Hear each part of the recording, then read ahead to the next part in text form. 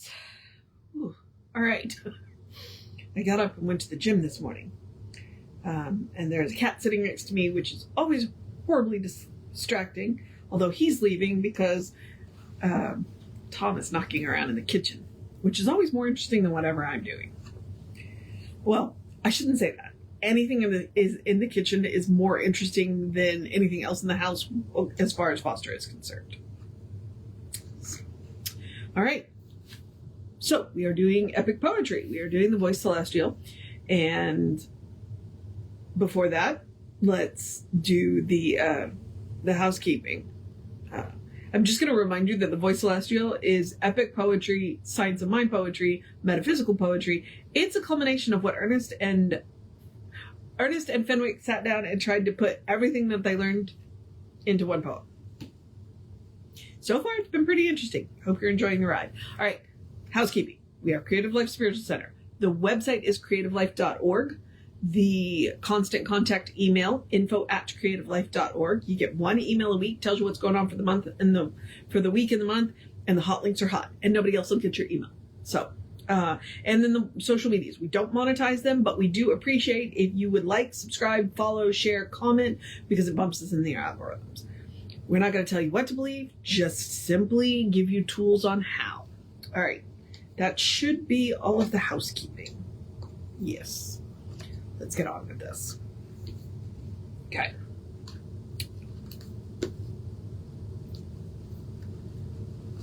All right. So we are in chapter 4. We are picking up in the chapter titled Life and Death, and we are picking up with the voice of the farer. Just a reminder, the voice of the farer is me and you. Oh, sir, your tongue is touched with fire, and when I hear, my joy has wings, and I am wrapped with wonder and intoxicating bliss. But all too soon, the winter chill bites through my Indian summer heat, and I am cold again. If gods have love, creative power to put their love to test, why do they not devise a simple way for simple men to understand and know? To let us speak, perhaps, to those whom men call dead. Unveil the face and let us see the one beloved and know. Make clear to broken hearts and trembling souls that when the fiercely burning flame consumes the flesh and turns it back to dust, that there still remains a kernel from earth's harvesting to seed new forms of life in realms more fair, where souls eternal live in paradise, when dust and ashes shall have claimed their own, and all the earth has been consumed, will life have been a dream, a knot from which naught came, struck down with grief's foul blow. I vainly try with lips gone dumb to make my own reply. But thou, O seer or friend, if thou be real and not a vision conjured by my fevered brain, I pray thee, answer now. The presence. I shall depart, if still thou dost not know me in thy heart. The fair. Stay, stay, for whom or what art thou? It matters not. Thou art my only hope, and I believe, nay, more, I know thou art. Without thee, I were dead, already dead, were I to walk the shores of paradise towards which I yearn, and find thee not. I would retrace my steps and search for thee throughout the void or hell. You are so much to me. The presence. Since you accept on earth the evidence of mind against the strident claims of sense, should not your soul have equal power to be awake in terms of immortality? Then fear thou not, O farer, on the way that leads through the nights to the eternal day. For I shall go with you, and there is one whose love for you is greater than my own, who will not leave you comfortless nor alone. The Farer. Your words are solace, like the morning sun that warms my soul with grateful praise and thanks. The Presence. The mountain peaks of devotion pierce the dome of blue, conjoining heaven and earth, and the far, the near, the high, the low are one, where life and light dawn from the central sun. The Farer. But if God loves, why then the pain he pours as fiery lava down volcanic heights? Can this be love? How is it that the sons of men are scourged by flame, by famine, and by flood, by pestilence, by fire-tipped thunderbolts of wrath, which scorch the shuddering earth that quakes beneath man's feet, as though itself had horror of the scourging lash of gods, whose one desire is to destroy the earth by ice and fire? The Presence. Thy words have frenzy, as by one bewitched. The Farer. I do not aim my speech at thee, but at the almighty force, who, if possessed of power to save, but does not save, seems more of beast than God to me, more worthy of contempt than worship. Love and wisdom would not strike so foul a blow, nor would permit the race to undergo the torture on the rack of human suffering. Should gods not weep to see the faculties,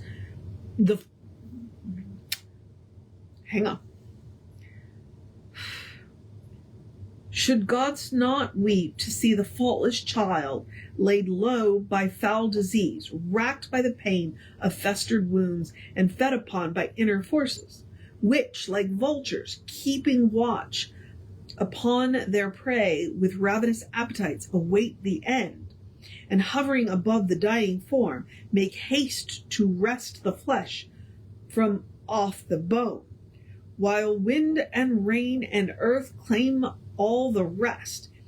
If this be love or wisdom, let me die, and leave my bleaching bones to lie beneath a pitiless, ungodly sky. The Presence. Not gods, but men are authors of their pains, harsh though it seems, and bitter to know. Man has his choice. Two paths to him are given. To every goal, a right way and a wrong. In each soul there shines a heavenly light, that he may know the wrong way and the right. No accident occurs by cosmic plan, and heaven itself provides escape for man. Illumined souls find light before the fire, which is for blinded eyes a funeral pyre. And inner wisdom shows to them the path which skirts the rim of evil and of wrath. The Farer. But how shall man escape the waiting ills that spring upon him in unwary hours, like jungle tigers lurking at the pool, whose cruel jaws do crunch the artless child, and rend his flesh to feed their whining young? Why is man cast upon the sea of life, with no safe harbor from the storms, and with no anchor that will hold his fragile bark from breaking on the reefs, whose rock-toothed jaws devour the stouter ship? How answer this? The Presence. So quickly doth thou seek escape, and turn from him who has alone the answer to the questions that you ask. The Farer. Who then is he? And I will scour the world to seek him out. The Presence. It is thyself, my friend, thyself alone, in whom the answer lies. All that there is of wisdom, truth, or light is found intact within each human soul. This is no wish nor idle dream from which you wake to find no meaning, nor is the soul a dream, nor man a dream of gods who rule above. For man is substance and not shadow, one with causing cause, the primal cause, that which is all originating. The Farer. Whence then the tragedy of life, my life? Why have the gods assigned such penalty to ignorance? For suckling at the breast, man all but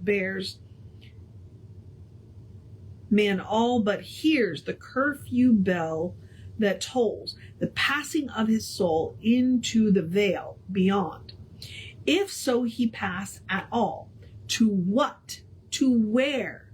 A mystery as great as whence and why he came.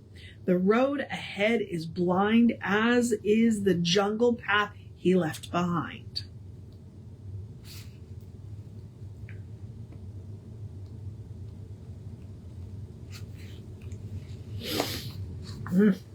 The Presence.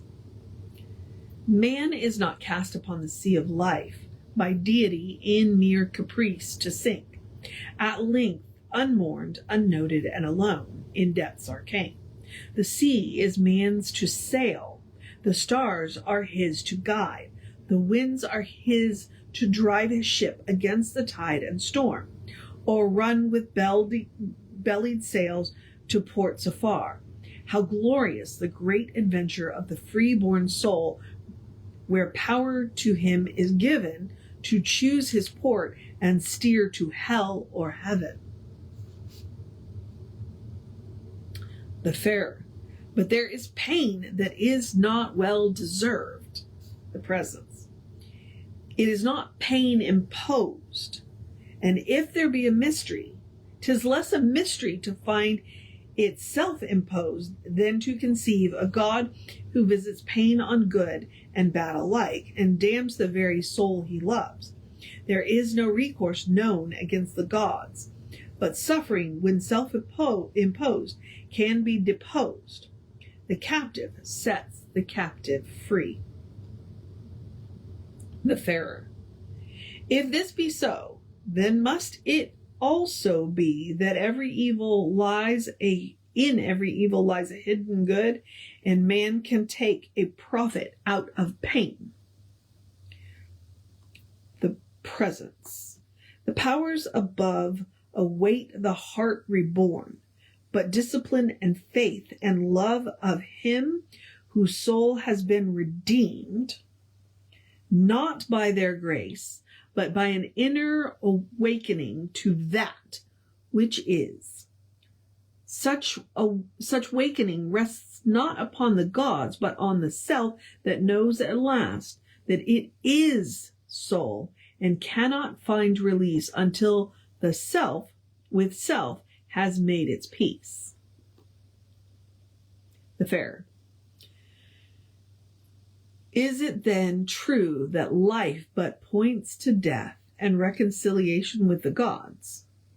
The Presence. There is an end to form of flesh, but not to that which truly is thyself, the seed of life within, which cosmic life has strewn upon the earth, as yet not half revealed, but which in time will manifest its being.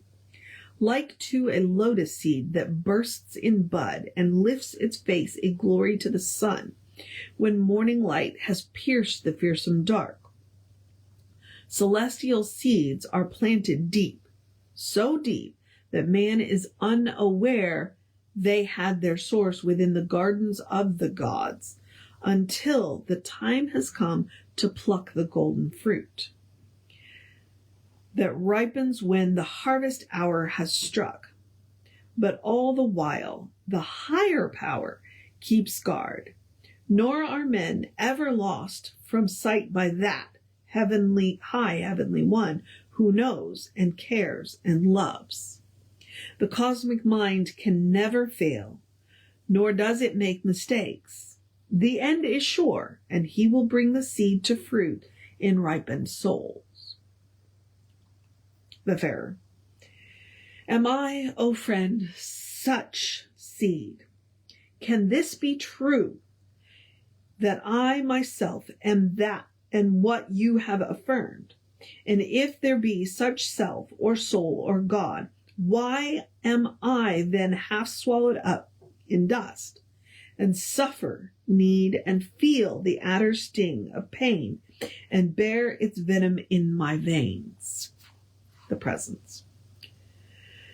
The boundless seas, outflung from pole to pole, surrender to the will of man. The stars are his by which to steer his bark, but each must pick his own. Polaris fixed and sure, or Algol, blinking demon, often call. And when his star is set, it is man's hand alone that holds the tiller to its course. Within each man a sacred center lies, within which neither birth nor death can ever change, where the self-immortal waits the kiss that wakes and weds him to eternal bliss.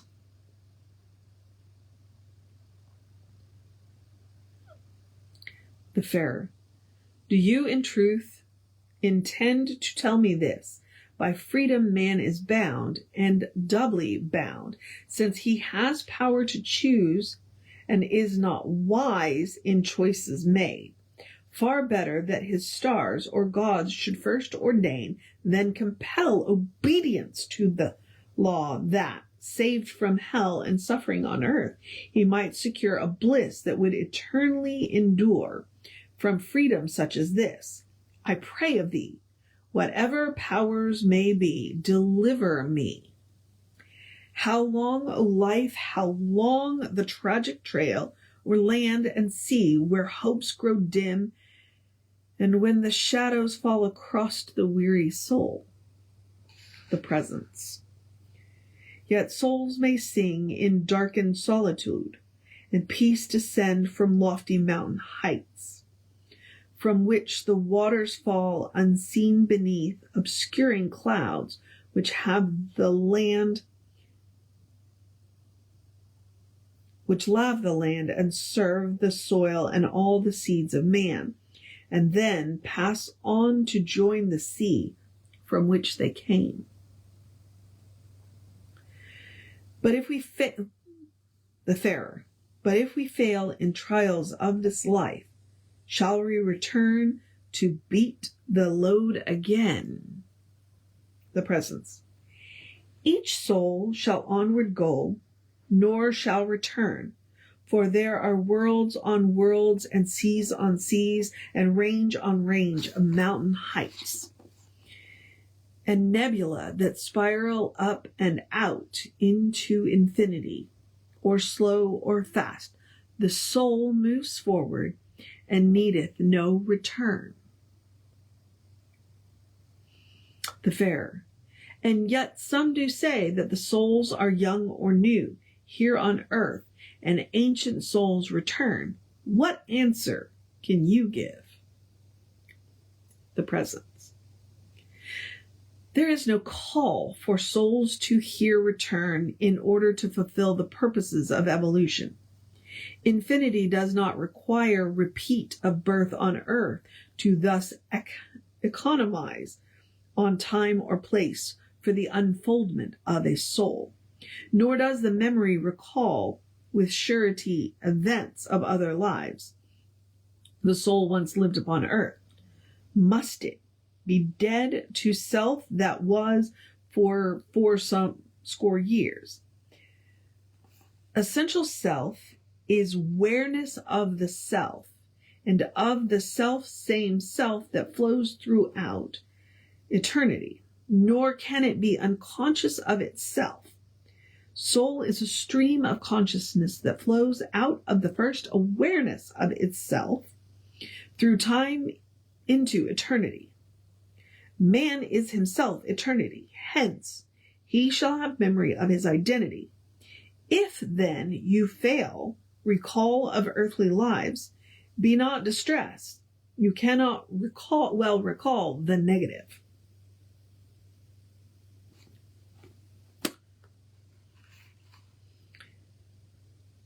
The Farer. I am by you inspired. 1,000 deaths were dearer far to me than one return to live my life again here on earth. Were I compelled to duplicate each day of it, in this were hell. But where did powers above design an earth so filled with tragedy and grief, if they have power to build a heavenly place beyond the veil?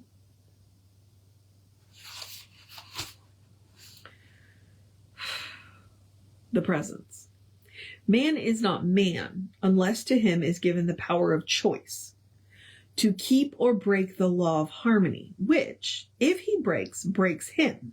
It is by this he learns and grows. The powers did not create his fate, nor could foresee the fate of him in whom the seed of life was planted at his birth, save that they knew some day he would awake in joy and cry aloud, I am a soul, a living soul, and I am born not of the earth, but of heaven. I shall survive the dust. The Farer. But if he does not awake, what then? Will he go on? What good were life if he does not awake? The Presence. No one is lost. Of this you may be sure, that life cannot be lost. It will endure. That which men call hell will pass away, and souls go on into eternal day. Awake, O Farer, be it known, you harvest what your hand has sown. No God above pronounces woe, no devil waits for you below. The gates of heaven will ope to view. Look for the key inside of you. And we are going to pause there. I don't want to stop on the Farer simply because then I leave you with that kind of whining cry. So I like to end on a positive note. So we will pick up with the Farer, who seems reluctant to be convinced because he keeps asking the same question over and over and over again. And the Presence has the infinite patience to continue to answer it. And sometimes that's the way it is, especially in Science of Mind. What we find is that we say the same thing over and over again. We just keep finding different words until we find the words that strike the chord with you. And that seems to be what's going on there. So I do keep reminding you, we are the Farer. We are the ones asking the questions. So, all right then.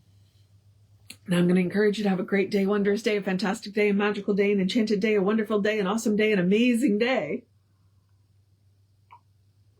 A drink plenty of water day, a bundle up day, a dance in the rain day, a be careful in the wet day, a cuddle your fur babies day, a take care of yourself day, a take a nap day, a take a break day, a get ready for the upcoming week day, a read something interesting day, a listen to some good music day, a good day, and if that is too much pressure, simply have a day. You are enough just as you are. You are a beloved expression of the divine.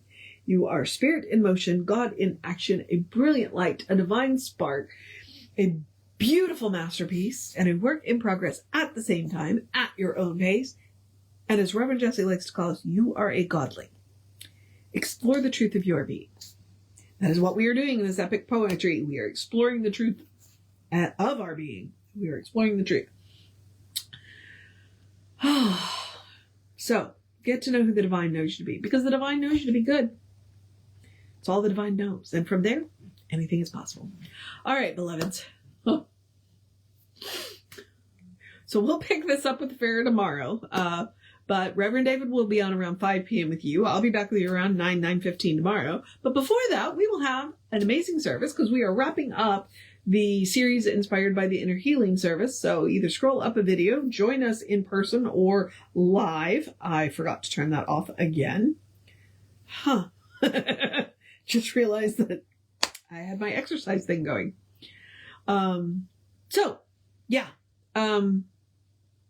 I just distracted myself completely. Take care of yourself. Know that you are loved, and I will see you next time.